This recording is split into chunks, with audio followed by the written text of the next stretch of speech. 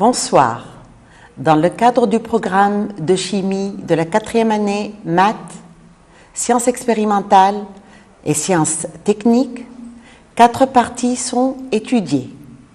La cinétique chimique, les équilibres chimiques, les réactions acide-base et les piles. Dans la séance d'aujourd'hui, on traite de la cinétique chimique. La cinétique chimique est l'étude de l'évolution temporelle des systèmes dans lesquels se produisent des réactions chimiques. La notion centrale de la cinétique chimique est celle de la vitesse de la réaction. Les objectifs de la séance, conformément au programme officiel, concernent l'avancement d'une réaction, la vitesse d'une réaction chimique et les principaux facteurs cinétiques.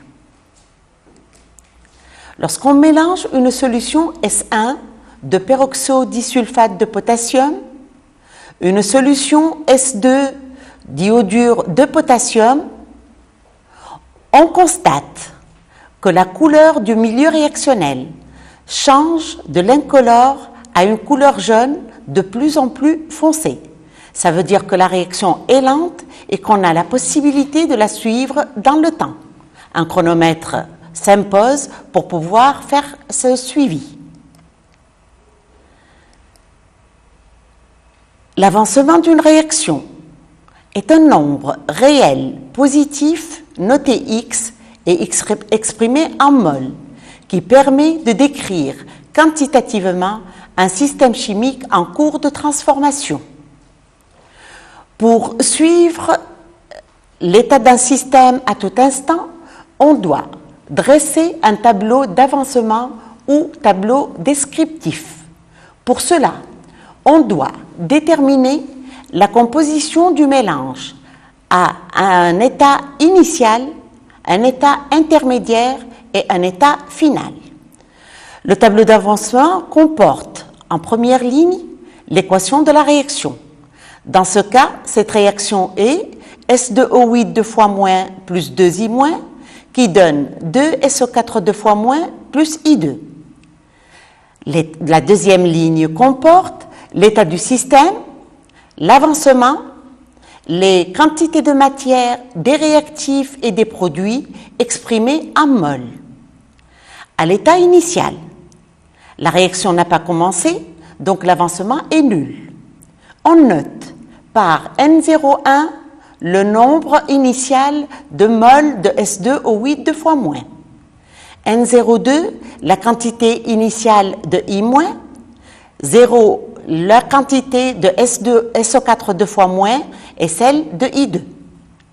À un état intermédiaire, l'avancement devient X, les quantités de réactifs diminuent, celles des produits augmentent, l'expression des quantités de matière deviennent, le nombre de S2O8 2 fois moins est égal à N01 moins X, celle de I- est égale à N02 moins 2X, celle de SO4 2 fois moins est égale à 2X et celle de I2 est égale à l'avancement X.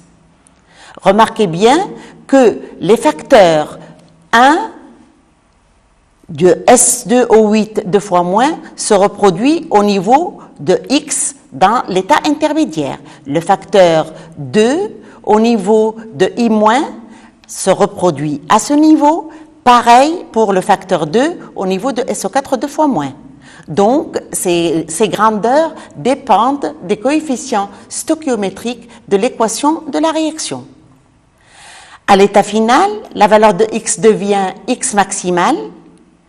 Toutes les valeurs de X seront remplacées par Xmax dans toutes les expressions.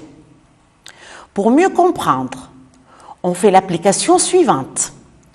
On mélange un volume V1 égal à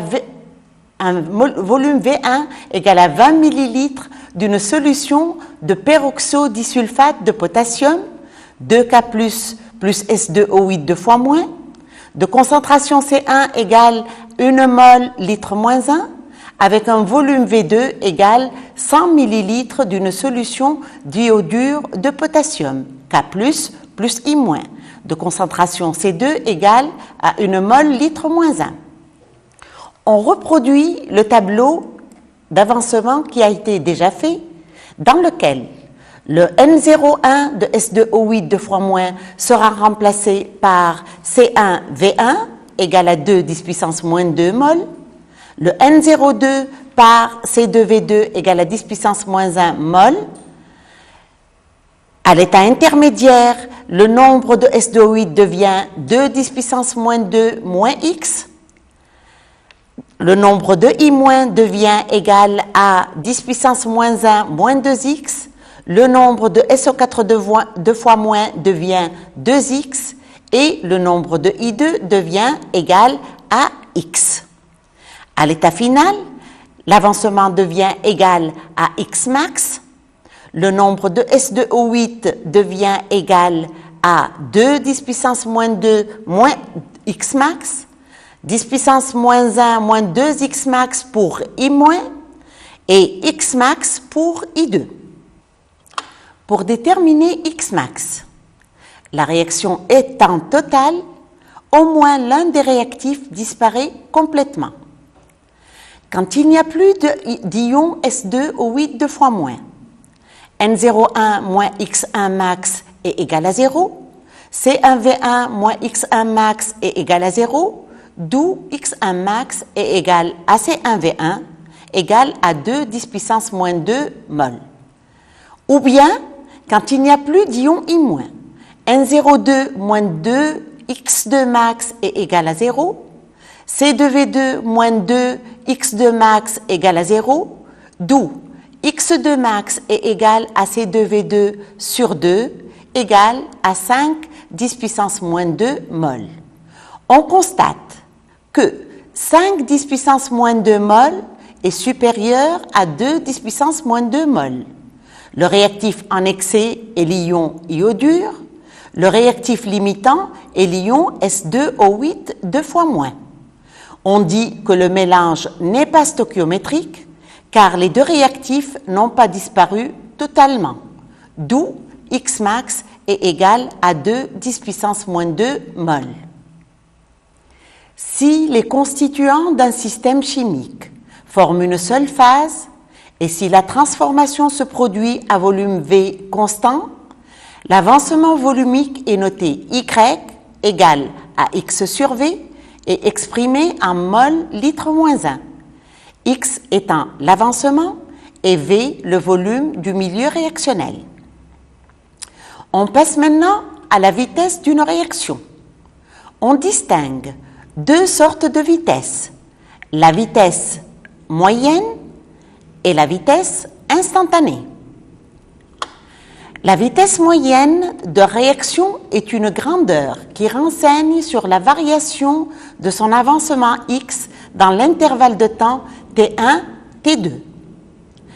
Sa formule s'écrit vitesse moyenne entre T1 et T2 est égale au rapport de xt2 moins xt1 sur T2 moins T1. La vitesse instantanée d'une réaction chimique à une date T1 est la limite vers laquelle tend la vitesse moyenne de la réaction entre les dates T1 et T2 lorsque T2 tend vers T1. La vitesse à l'instant T1 est alors égale à la dérivée par rapport au temps de l'avancement x à cet instant T égale à T1. Cette vitesse est exprimée en mol par unité de temps, généralement mol minute moins 1, mol seconde moins 1, etc., selon les données du problème.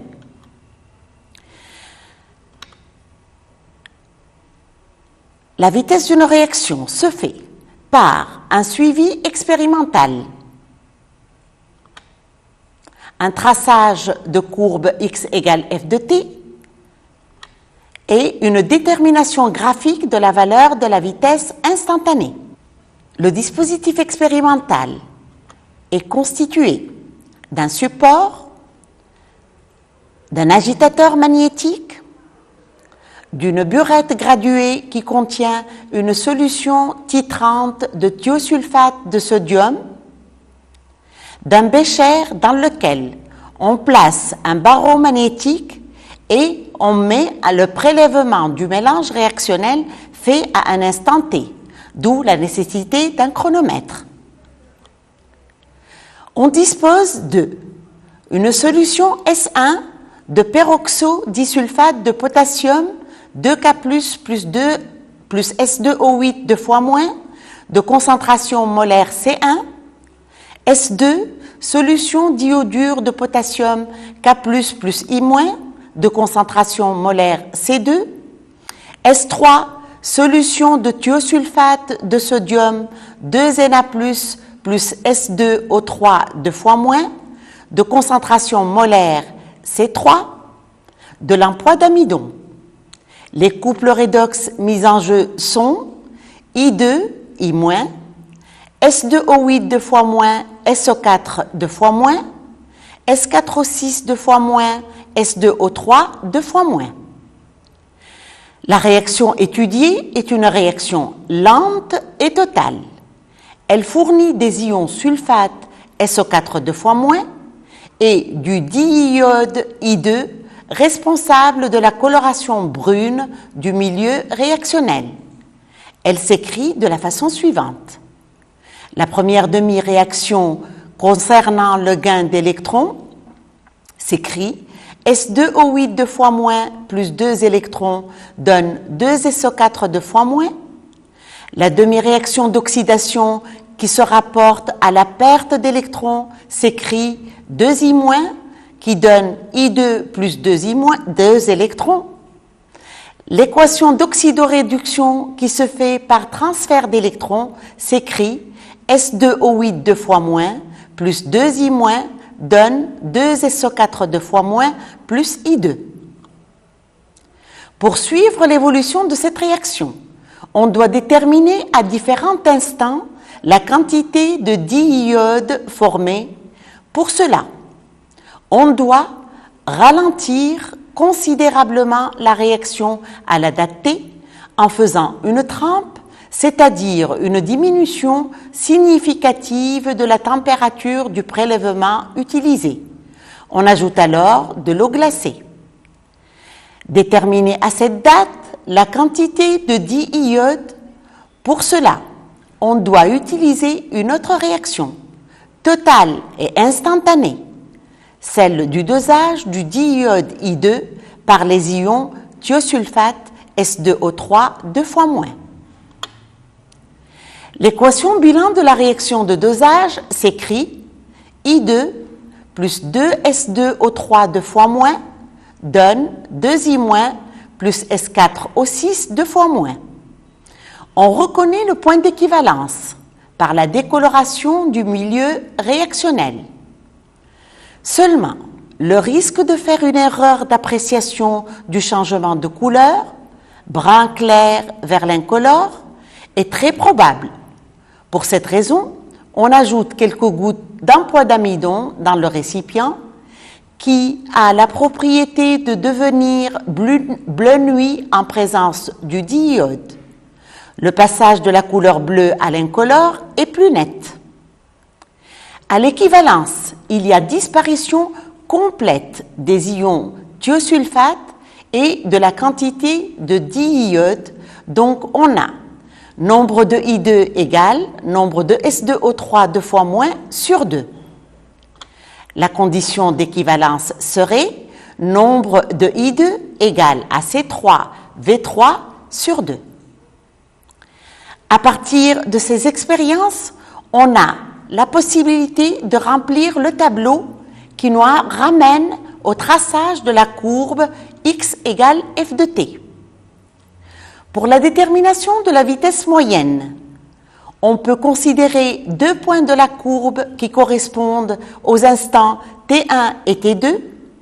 La vitesse moyenne entre les instants t1 et t2 s'écrit égale à x2 moins x1 sur t2 moins t1.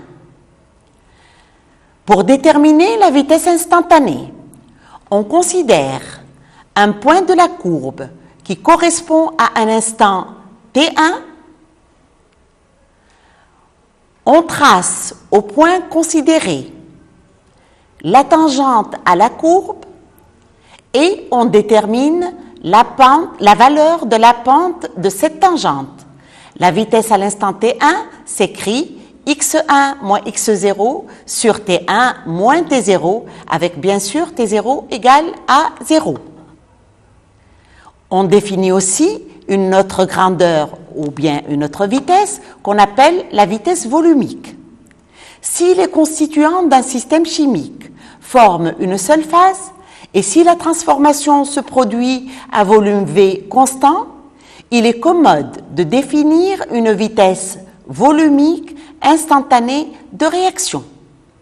La vitesse volumique est égale au rapport de la vitesse instantanée sur le volume V du milieu réactionnel. C'est encore égal à 1 sur V dx sur dt, x étant l'avancement de la réaction, ou bien directement dy sur dt avec y l'avancement volumique. Autre expression de la vitesse.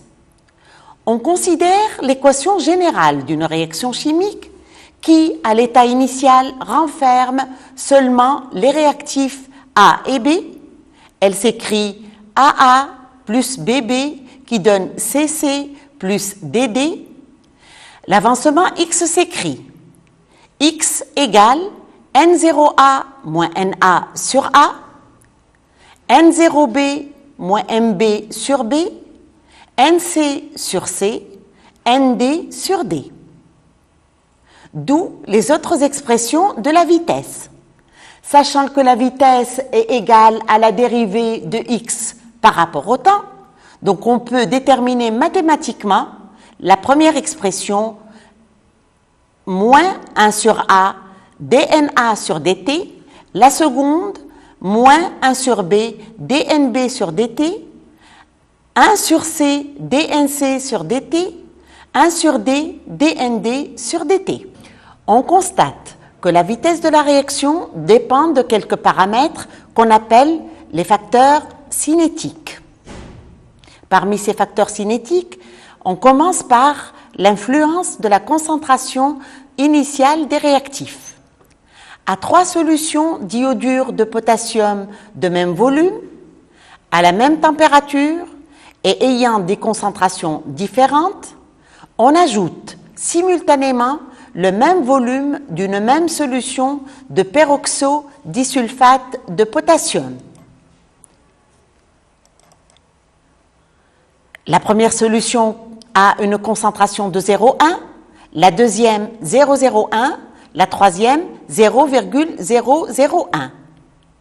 On constate que la couleur jaune arrive beaucoup plus rapidement dans le premier cas que dans le deuxième, que dans le troisième cas. Donc on peut conclure que la vitesse de la réaction augmente avec la concentration initiale du réactif. La deuxième partie, le deuxième facteur cinétique qu'on considère est la température. L'influence de la température, 2 solutions d'iodure de potassium de même volume et ayant la même concentration, on verse simultanément le même volume d'une même solution de peroxodisulfate de potassium. On constate, comme l'indique l'animation, que dans le bécher qui se trouve dans le chauffe-ballon, la couleur devient plus foncée très rapidement. Le deuxième aussi, la couleur se transforme, mais après le premier. Donc, la vitesse augmente avec la température. Comme troisième facteur cinétique, c'est le catalyseur. Alors, on considère 2 solutions d'iodure de potassium de même volume et ayant la même concentration et à la même température. On verse simultanément le même volume d'une même solution de peroxodisulfate de potassium. Comme vous voyez sur l'animation, le bécher de gauche contient le catalyseur, celui de droite ne le contient pas. On constate que la couleur devient très rapidement jaune dans le bécher de gauche, donc la vitesse de la réaction augmente lorsqu'on ajoute un catalyseur au milieu réactionnel. Il arrive que dans des exercices, on nous demande de faire le traçage de l'allure d'une courbe, x égale f de t. D'une manière générale, pour tracer l'allure d'une courbe, on doit connaître l'allure qui lui correspond, déterminer les valeurs remarquables et en dernier, tracer la courbe. Je vais prendre l'exemple qui nous intéresse et je vais commencer par le premier lorsque je veux étudier l'influence d'une augmentation de température sur l'allure de x égale f de t pour une réaction chimique totale. On a déjà tracé la courbe correspondante à la température θ1 que voici. On a déjà vu tout à l'heure que l'augmentation de température entraîne l'augmentation de la vitesse de la réaction. La valeur de Xmax reste inchangée, seulement elle sera atteinte plus rapidement, d'où la deuxième courbe que voici.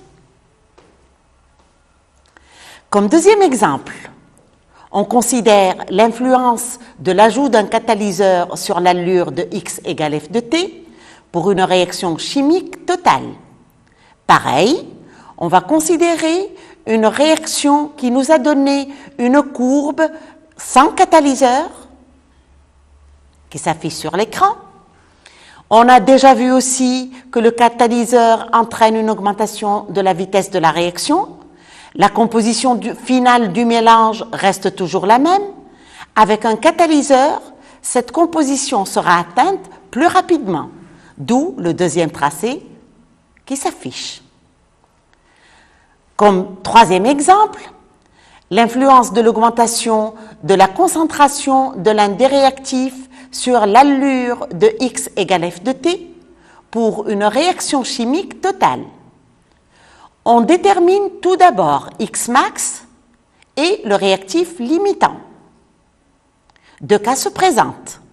Si on fait varier la concentration du réactif en excès, Xmax reste inchangé. À ce moment-là, on va avoir tout simplement ce Xmax qui sera atteint plus rapidement, d'où les deux allures qui s'affichent.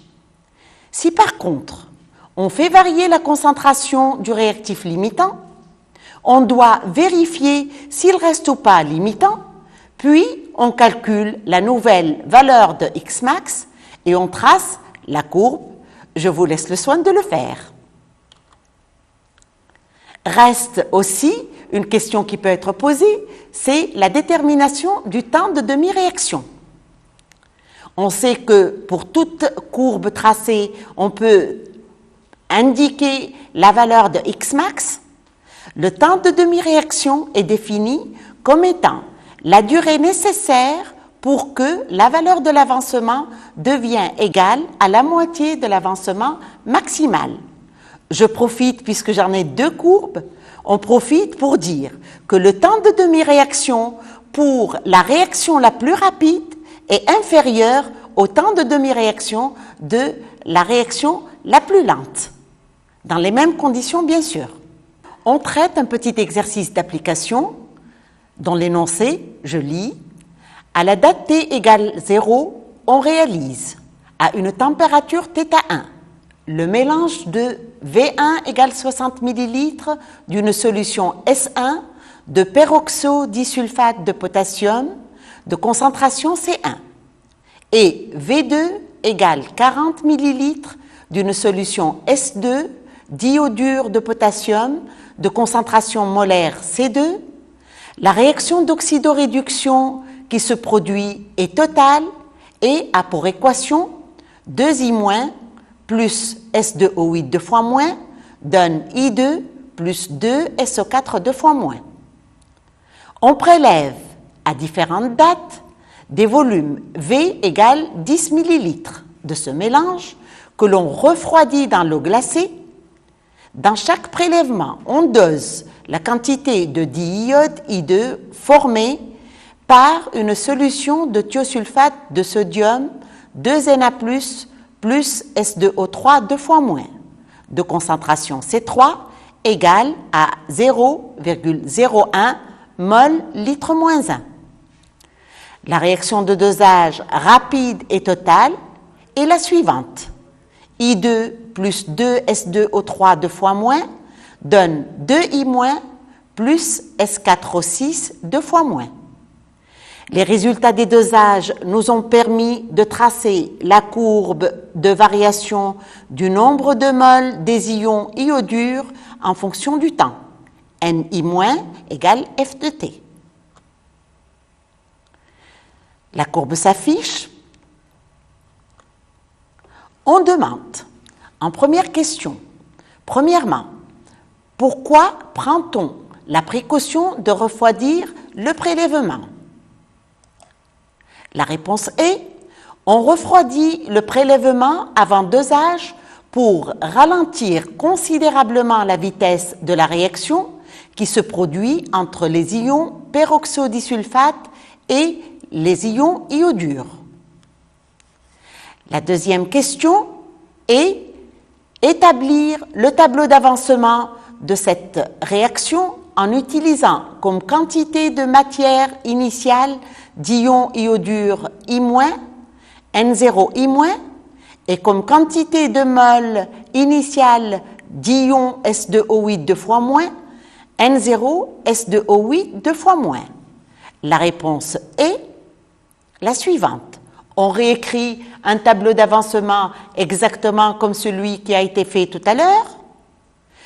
À l'état initial, l'avancement X est égal à 0.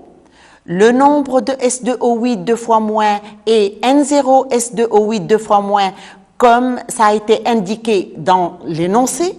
Il ne faut jamais changer l'indication qui a été donnée au cours d'un énoncé d'exercice. Le nombre initial de I- est égal à N0 I-. On n'a pas encore de diode ni de SO4 2 fois moins. À l'état intermédiaire, l'avancement est X. Le nombre de S2O8 2 fois moins est N0 S2O8 2 fois moins X. Celui de I- est N0 I- moins 2X. Celui de I2 est X et celui de SO4 2 fois moins est 2X. On n'oublie pas que les quantités de matière sont des quantités de matière qui s'expriment toujours en mol. Troisièmement, à partir du graphe, petit a, par simple lecture, on trouve N0I- est égal à 10 puissance moins 3 mol. Le nombre initial de mol de S2O8 2 fois moins est déterminé à partir du tableau. On constate, d'après le graphe, que le réactif en excès est I-, car il reste à la fin de la réaction, donc le réactif limitant est le peroxodisulfate. À la fin de la réaction, le nombre final de S2O8 2 fois moins est égal à 0. Donc, le nombre final de I- étant égal à N0I- moins 2X max est égal à 0,4 10 puissance moins 3 mol, d'où X max est égal à 3 10 puissance moins 4 mol. Nombre final de S2O8 2 fois moins est égal à N0 S2O8 2 fois moins X max, qui est égal à 0. Donc, N0 S2O8 2 fois moins est égal à X max, qui est encore égal à 3 10 puissance moins 4 mol. La concentration initiale de S2O8 est égale au rapport de N0 S2O8 2 fois moins au volume V.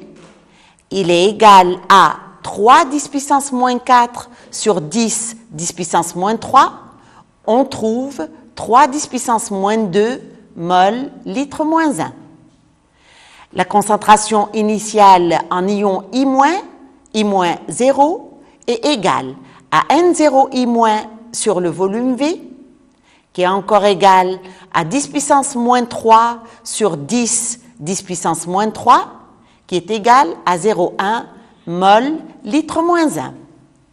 Ces concentrations sont déterminées dans le prélèvement. Elles sont les mêmes dans le mélange. On revient aux questions. La question, troisièmement, petit b, dit déterminer le nombre de moles de diiode formés à la date T1 égale 20 minutes. Quel est le volume de thiosulfate de potassium versé à cet instant? La réponse est la suivante. À l'instant T1 égale à 20 minutes. Le nombre de I- est égal à N0I- moins 2X égale à 0,66 10 puissance moins 3 mol. Donc, X égale à N0I- moins Ni- le tout sur 2. On trouve 1,7 10 puissance moins 4 mol. La question petit c demande de définir puis de déterminer la vitesse de la réaction à la date T1. La réponse de 3C est la suivante. D'après le tableau d'avancement, le nombre de I- à l'instant T1 égale à 20 minutes est égal à X, égal à 1,7 10 puissance moins 4 mol. D'où, d'après l'équation de la réaction de dosage, à l'équivalence, nombre de I2 égale nombre de S2O3 2 fois moins sur 2 égale à C3V3 sur 2. Donc V3 est égal à 2 nombre de I2 sur C3. On trouve 34 millilitres. En petit c, la réponse de la question est la suivante. La vitesse de la réaction étudiée à l'instant t est égale à la dérivée par rapport au temps de son avancement x, v égale dx sur dt. Pour déterminer cette vitesse, on trace la tangente à la courbe au point correspondant à la date t1 égale à 20 minutes. On détermine la pente de cette tangente qui n'est mathématiquement que dni- sur dt. On applique la relation V égale à moins 1 sur 2 dni- sur dt. La valeur numérique devient égale à 1,1 10 puissance moins 5 mol minute moins 1. Vous devez toujours vous rappeler que la vitesse d'une réaction est positive. Voilà. La séance se termine. J'espère que vous avez profité de cette séance-là. Je vous espère la réussite au baccalauréat ainsi que dans votre vie.